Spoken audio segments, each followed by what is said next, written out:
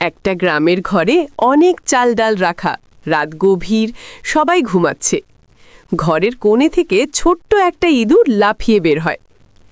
ইঁদুরটা চালের হাঁড়ির কাছে গিয়ে গর্ত করে চাল খেতে শুরু করে।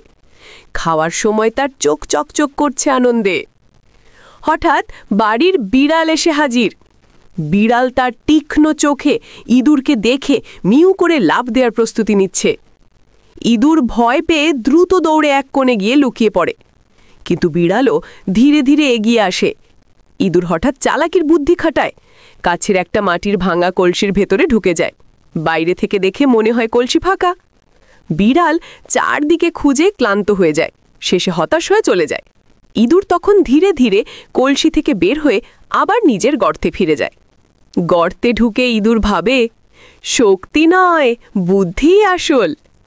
পর্দা কালো হয়ে যায়, সাথে